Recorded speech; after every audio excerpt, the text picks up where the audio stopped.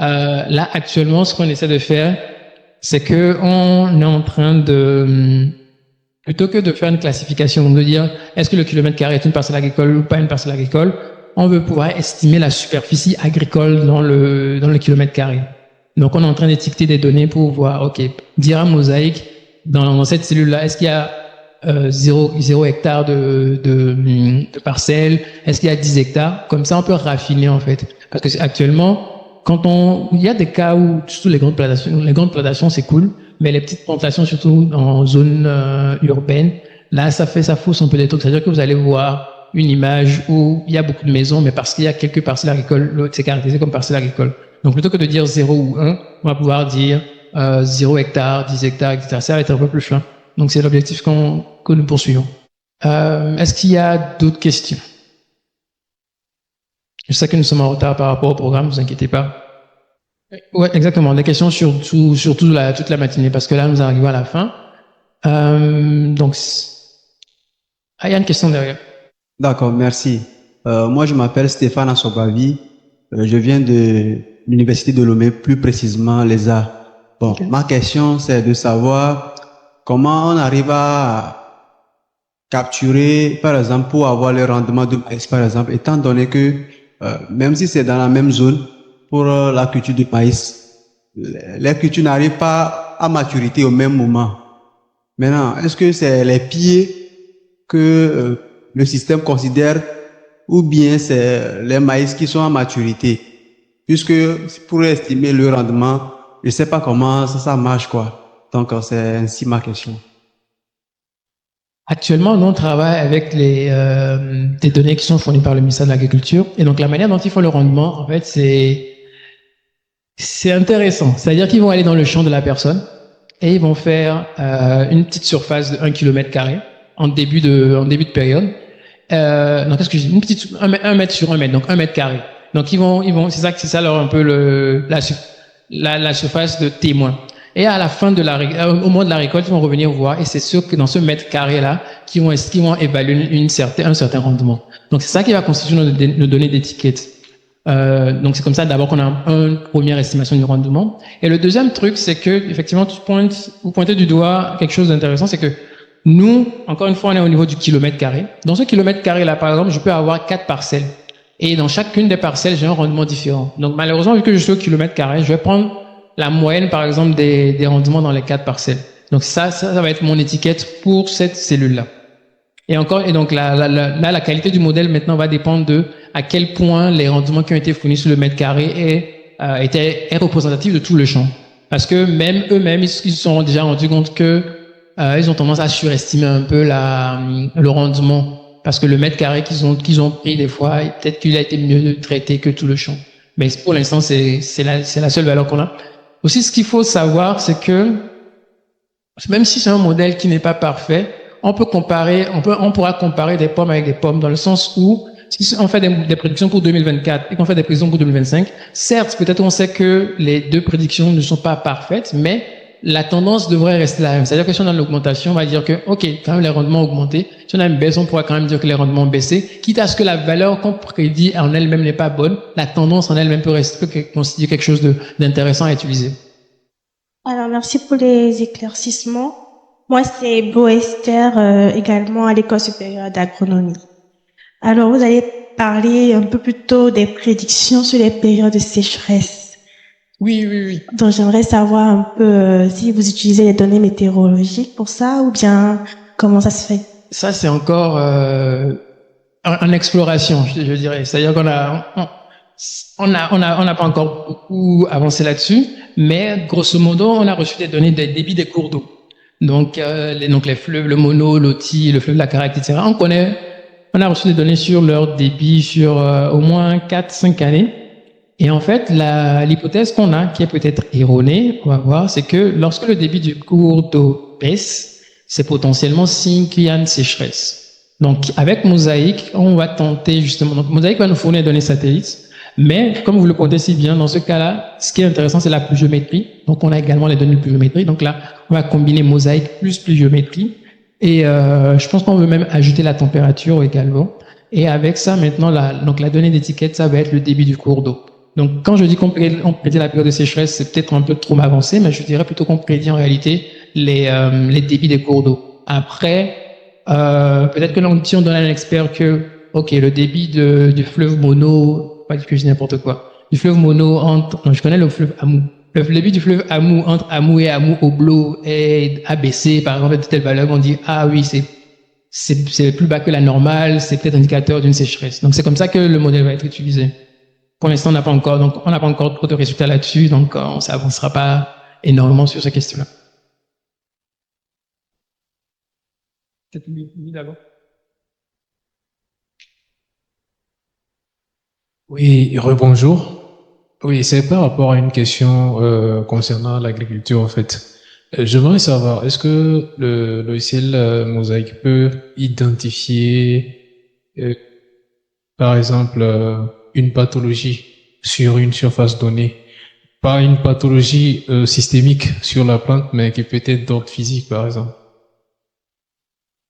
Ce qui est intéressant, c'est que les gens du ministère de l'Agriculture ont posé la même question.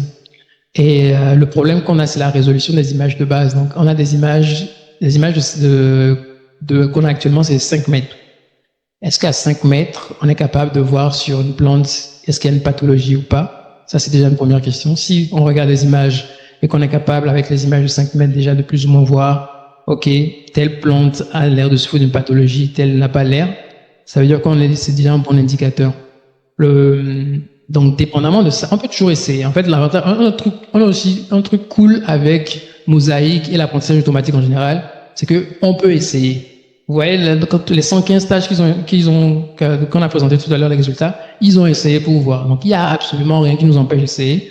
On essaie. Si ça marche bien, c'est tant mieux. Si ça marche pas, on essaie de comprendre pourquoi ça marche pas. Moi, le premier problème que je vois par rapport à ça, c'est la résolution. Peut-être que pour ce type de problème-là, il faudrait aller à des images de résolution de genre de l'ordre de 30 cm, 50 cm. Là, je serais plus confiant. Mais avec les images que l'on a actuellement, c'est plus compliqué. Je pense que dernière question de monsieur. Merci. Au début, vous avez eu à parler des données WordClean. Des données de quoi? Des données WordClean. Des données WordClean. C'est quoi WhatClean? Oui. Les données sur le site WordClean. Ah, de WaterClean, les données. Ah, ok, pardon, excusez-moi. Vous avez dit qu'on peut utiliser ça pour prédire les inondations. Oui, potentiellement. J'aimerais voir si vous pouvez nous donner un peu plus d'éclaircissement là-dessus. Les inondations, c'est quelque chose d'un peu plus compliqué. C'est faisable, mais c'est pas le domaine le plus prometteur. En gros, avec les images satellites de Brut, on peut voir l'évolution de l'inondation, par exemple. Si on a des images quotidiennes, on voit comment ça évolue. La prédiction, quand tu dis prédiction, c'est de prédire avant que l'inondation arrive ou c'est une fois que l'inondation est arrivée, voir comment elle va évoluer?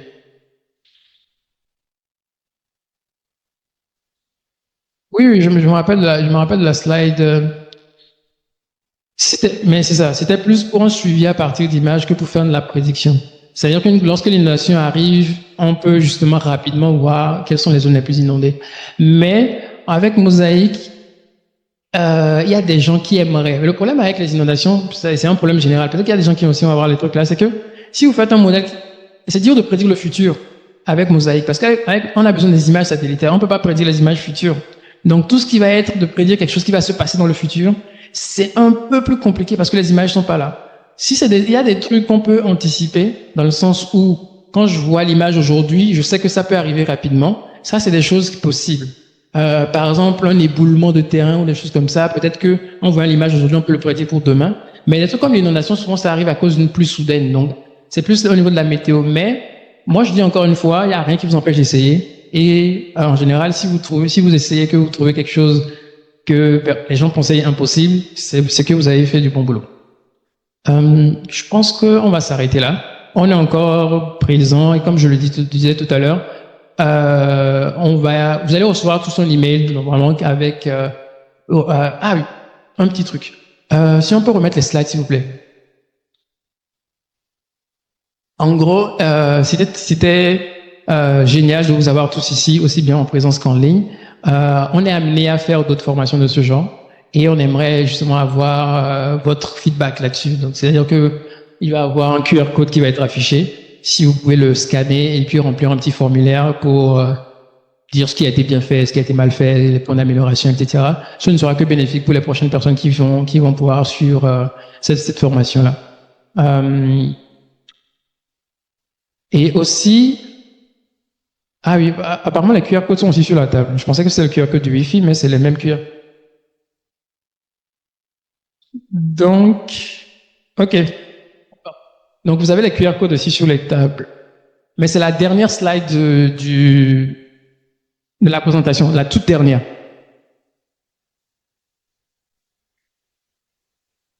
Tout à la fin.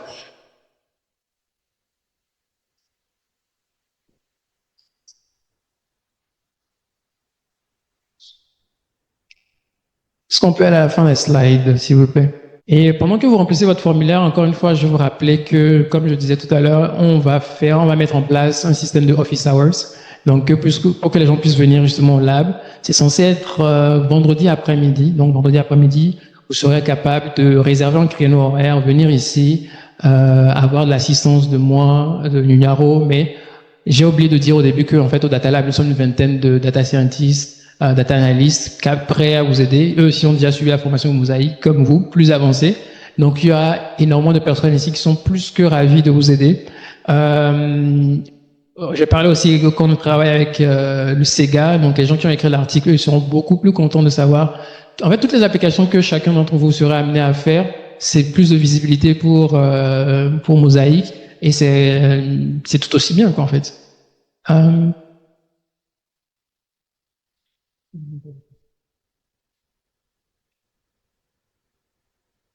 C'est ça.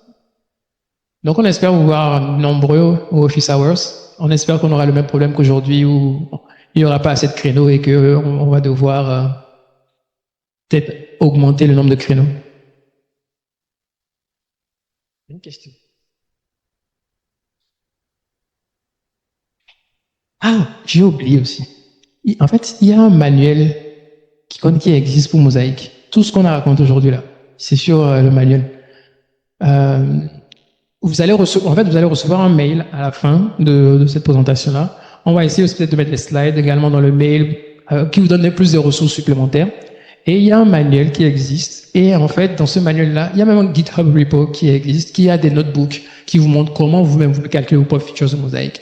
La seule limite, c'est par rapport au GPU. Parce que vous calculez les features, certes, on le fait une seule fois, mais c'est assez énergivore. Nous, on a la chance ici d'avoir des machines assez puissantes. Donc, quelqu'un, par exemple, qui dit, moi, j'ai mes images propres que j'aimerais pouvoir utiliser pour faire Mosaic, c'est possible. Donc, si on arrive à retrouver le site web, ah si, tu l'as là. Tada.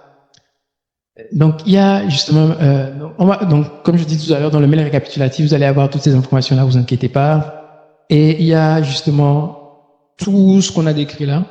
La plupart des informations que vous avez eues aujourd'hui sont disponibles là, mais il y a des informations beaucoup plus détaillées aussi. En fait, comme vous pouvez le voir, Mosaic, vraiment, on essaie de mettre tout en œuvre pour que les gens puissent l'utiliser. Donc, il y a plein de ressources. On sera à votre disposition, comme je le dis. Donc, voilà. Je pense qu'on va s'arrêter là. Merci. On pourra prendre nos questions ensuite, mais on va s'arrêter là. Merci à tous encore une fois. J'espère que vous avez apprécié. De toute façon, on le sera dans les évaluations. Soyez sincères, soyez honnêtes. C'est le plus important. Merci beaucoup.